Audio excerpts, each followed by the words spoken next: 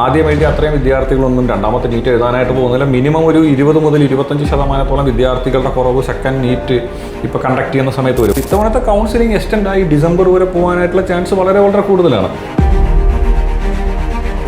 NEET 2026 പരീക്ഷയുടെ ചോദ്യപേപ്പർ ചോർന്നതുമായി അനുബന്ധിച്ചിട്ട് exam മാറ്റിവെച്ചിരിക്കുകയാണ്. ഇത് വിദ്യാർത്ഥികളുടെ ഇടയിൽ ധാരാളം ആശങ്കകളാണ് ഉളവാക്കിയിരിക്കുന്നത്. ഇന്ന് ഇതിനോടനുബന്ധിച്ച് ചർച്ച ചെയ്യാനായിട്ട് നമ്മളെ കൂടെ ഉള്ളത് വിക എഡ്യൂക്കേഷൻ സൊല്യൂഷൻസിൻ്റെ മാനേജിംഗ് ഡയറക്ടറായ അനുരാജ് സാറാണ്. Sir welcome. Thank you. Sir, NEET പോലെ ഒരു ദേശീയതല എക്സാം റദ്ദാക്കിയിരിക്കുകയാണ്. ഇന്ത്യയിൽ ഇത് ആദ്യമായിട്ടാണ് ഇങ്ങനെ ഒരു എക്സാം ക്യാൻസൽ ചെയ്തിട്ടുള്ളത്? നീറ്റിൻ്റെ കാര്യത്തിൽ ഒരു എൻറ്റയർ ക്യാൻസലേഷൻ വന്നിരിക്കുന്നത് ആദ്യമായിട്ട് തന്നെയാണ്. 2013 നീറ്റ് ഇംപ്ലിമെൻ്റ് ആവുന്നത്. പക്ഷേ ഇതിനിടയിൽ ഒരു 3 തവണ നീറ്റിനെതിരെ വലിയ അലിഗേഷൻസ് ഉണ്ടായിട്ടുണ്ട്. 2015-ലും 2016-ലും നീറ്റിൻ്റെ ക്വസ്റ്റ്യൻ പേപ്പർ ചോർന്നു എന്ന് പറയുന്ന അലിഗേഷൻസ് ഉണ്ടായി. അതിനുശേഷം 2024 വലിയൊരു പ്രശ്നം ഉണ്ടാകുന്നത്. അത് സ്റ്റുഡൻസിന് ഗ്രേസ് മാർക്ക് കൊടുത്തതുമായി ബന്ധപ്പെട്ടും അത് കൂടാണ്ട് വളരെ കൂടുതൽ number of students full mark മേടിച്ചതായിട്ടൊക്കെ ബന്ധപ്പെട്ട് വലിയൊരു അലിഗേഷൻ ഉണ്ടാവുകയും അതിൻ്റെ അടിസ്ഥാനത്തിൽ എന്ത് ചെയ്തിട്ടുണ്ടായിരുന്നു, സുപ്രീം കോടതി തന്നെ ഒരു വിദഗ്ധ സമിതിയെ വെച്ച് അന്വേഷണം നടത്തി. അതിനുശേഷം ഒരു 1563 വിദ്യാർത്ഥികൾ റീ എക്സാം കൊടുക്കാൻ എലിജിബിൾ ആണെന്ന് കണ്ടെത്തുകയും അതിലൊരു 813 വിദ്യാർത്ഥികൾ അന്ന് റീ എക്സാം കൊടുത്തു. ഓക്കെ, ബാക്കി 750 പേര് റീ എക്സാം കൊടുത്തില്ല. പഴയ മാർക്ക് തന്നെ അവർ കണ്ടിന്യൂ ചെയ്യുന്ന ഒരു തീരുമാനത്തിലാണ് അവരുണ്ടായിരുന്നത്. ഓക്കെ, അപ്പോൾ അങ്ങനെ ഒരു പ്രശ്നം 2024 ഉണ്ടായിട്ടുണ്ട്.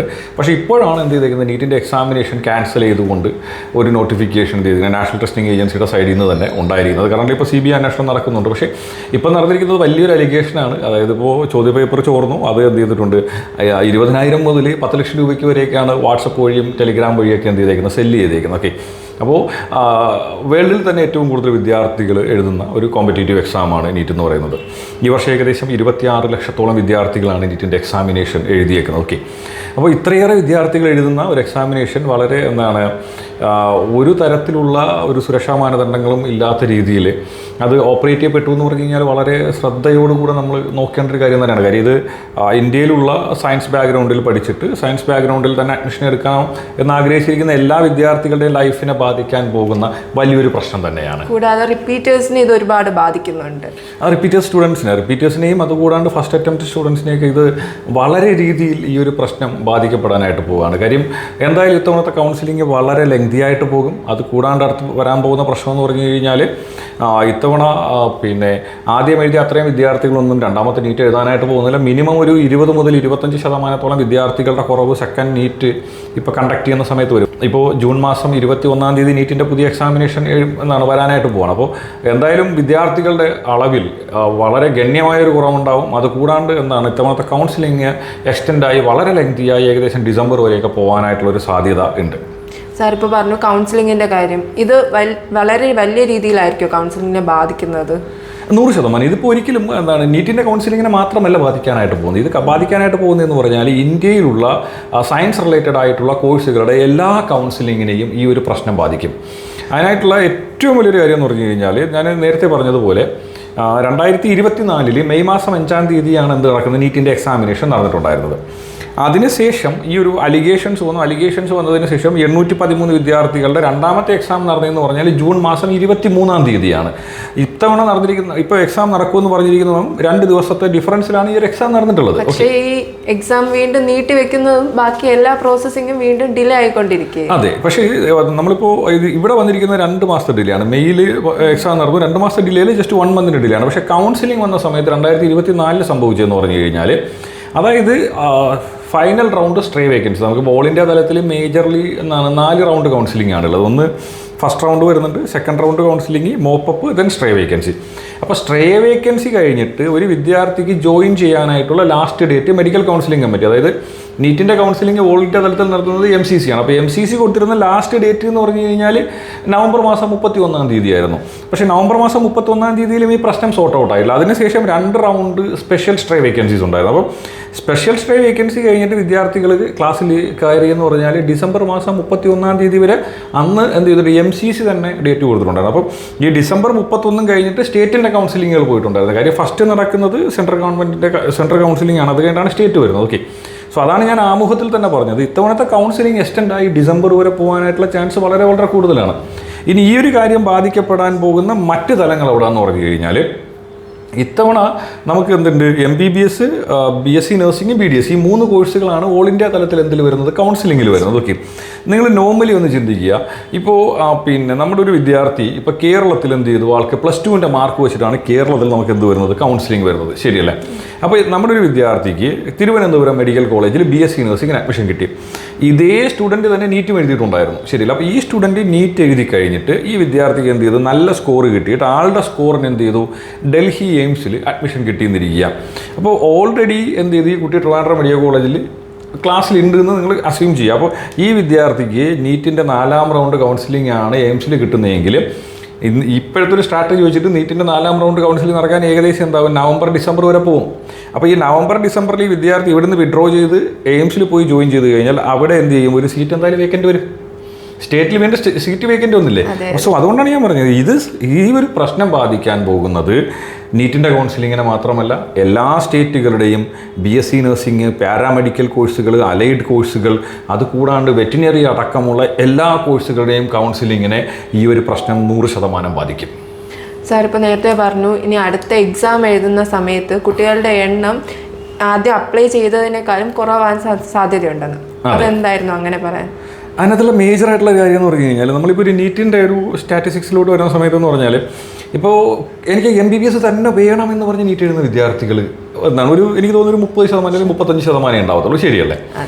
സോ ഇതിനകത്ത് ഈ കോഴ്സ് കിട്ടിയില്ലെങ്കിൽ ഒരു സെക്കൻഡറി ചോയ്സ് എന്ന രീതിയിൽ കോഴ്സസ് ചൂസ് ചെയ്യുന്ന ആൾക്കാരും ഉണ്ട്, ശരിയല്ലേ? ഇത് കിട്ടിയില്ലെങ്കിൽ എനിക്ക് വേറെ എന്തെങ്കിലും പോകാമെന്നുള്ള ഒരു പ്ലാനിൽ ചെയ്യുന്ന ആൾക്കാരുണ്ട്. ഫസ്റ്റ് അറ്റംപ്റ്റ് മാത്രം നടത്തിയിട്ട് ബാക്കി കോഴ്സിന് ജോയിൻ ചെയ്യുന്നവർ, ആ ഒരു പ്ലാനിലുള്ള വിദ്യാർത്ഥികളും ഉണ്ട്. ഓക്കെ, അപ്പോൾ സപ്പോസ് എന്ത് ചെയ്തു, ഇത്തവണ നമുക്ക് ആപ്ലിക്കേഷൻ ഉണ്ടായിരുന്ന അറൗണ്ട് ഒരു 24 lakhs വിദ്യാർത്ഥികളാണ് ആപ്ലിക്കേഷൻ ഉണ്ടായിരുന്നത്. ഏകദേശം 24 ലക്ഷത്തിന് മേലുള്ള വിദ്യാർത്ഥികൾ ഓൾറെഡി എന്ത് ചെയ്തിട്ടുണ്ട്, എക്സാമിനേഷൻ എഴുതുകയും ചെയ്തിട്ടുണ്ട്.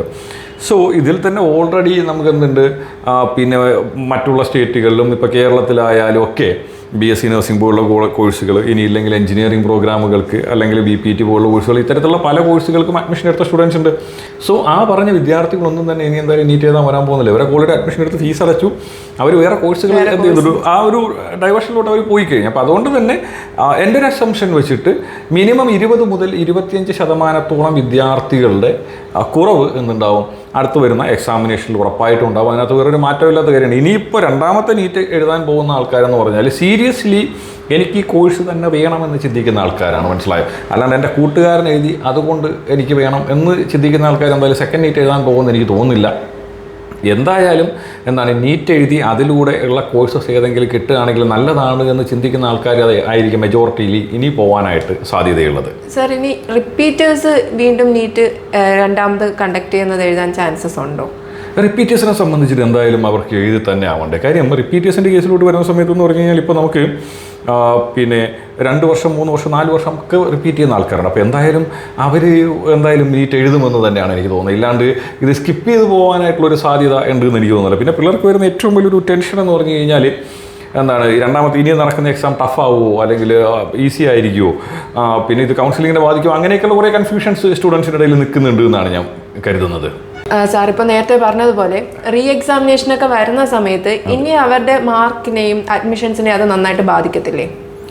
ഇതിനകത്ത് നമുക്ക് മാർക്ക് എന്ന് പറയുന്ന ഒരു സാഹചര്യം ഇവിടെയില്ല. നമ്മൾ ഈ കൗൺസിലിംഗ് നടക്കുന്ന റാങ്കിനെ ബേസ് ചെയ്തിട്ടാണ്, ശരിയല്ലേ? അപ്പോൾ എക്സാമിന് ഈസി ആവുന്നു ടഫ് ആവുന്നു അതൊക്കെ രണ്ടാമത്തെ സെക്കൻഡ് കാറ്റഗറിയിൽ വരുന്ന കാര്യമാണ്. എക്സാം ടഫ് ആവുകയാണെങ്കിൽ ടോപ്പ് റാങ്കിൽ വരുന്ന ആൾക്കാരുടെ മാർക്ക് എന്തായാലും താഴോട്ട് വരും. സോ എനിഹൗ ഓൾ ഇന്ത്യ തലത്തിൽ എന്ത് ചെയ്യുന്നുണ്ട്, നീറ്റിൻ്റെ ഒരു പിന്നെ റാങ്ക് ഉണ്ട്. ആ ഒരു റാങ്കിനെ ബേസ് ചെയ്തിട്ടായിരിക്കും നമുക്ക് എന്ത് നടക്കാൻ പോകുന്നത്, എൻറ്റയർ കൗൺസിലിംഗ് നടക്കാൻ പോകുന്നത്. അപ്പോൾ അത് എന്തായാലും ബാധിക്കാനായിട്ട് പോകുന്നില്ല. പിന്നെ എനിക്ക് സ്റ്റുഡൻസിനോട് പറയാനുള്ള ഒരു കാര്യം എന്ന് പറഞ്ഞു കഴിഞ്ഞാൽ എന്തായാലും പാനിക് ആവേണ്ട സിറ്റുവേഷൻ ഇല്ല. അങ്ങനെ ഒരിക്കലും പാനിക് ആവാണ്ടിരിക്കുക. വളരെ സംയമനത്തോടു കൂടെ തന്നെ ഈ ഒരു കാര്യത്തിന് എന്തുക കാണുക. അതാണ് മേജർലി വേണ്ട ഒരു കാര്യം എന്ന് പറഞ്ഞു കഴിഞ്ഞാൽ.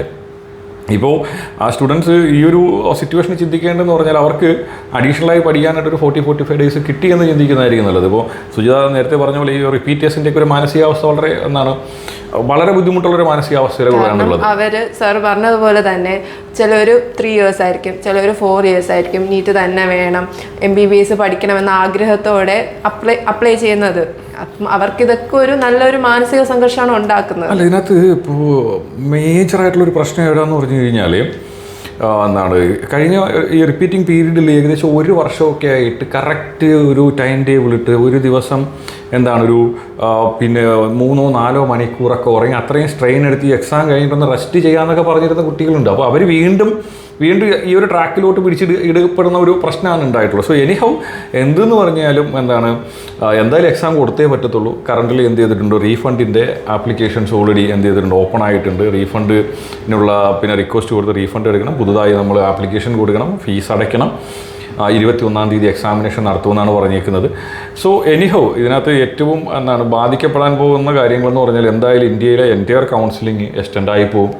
ഇനി സ്റ്റുഡൻസിനെ സംബന്ധിച്ചിട്ട് സ്റ്റുഡൻസിനോട് പറയാനുള്ളതെന്ന് പറഞ്ഞു കഴിഞ്ഞാൽ, ഞാൻ നേരത്തെ പറഞ്ഞ പോലെ അഡീഷണലായിട്ട് പഠിക്കാനായിട്ട് കുറച്ച് ദിവസം കിട്ടി എന്നൊരു കൺസെപ്റ്റിൽ ഇതിനെ കണ്ട് മുന്നോട്ട് പോവുക, നന്നായി എക്സാം കൊടുക്കട്ടെ.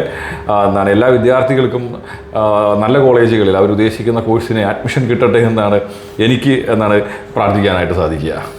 നീറ്റ് 2026 ചോദ്യപേപ്പർ ചോർന്നതുമായി ബന്ധപ്പെട്ടിട്ട് നമുക്ക് അനുരാഗ് സാറിൻ്റെ നിന്ന് വളരെ ഇൻഫോർമേറ്റീവ് ആയിട്ടുള്ള ഇൻഫർമേഷൻസ് കിട്ടിയിട്ടുണ്ട്. ഇത് നിങ്ങൾക്ക് വളരെയധികമായിട്ട് ഉപകാരപ്പെടുമെന്ന് വിചാരിക്കുന്നു. അടുത്ത എപ്പിസോഡിൽ കാണുന്നവരെ താങ്ക് യു.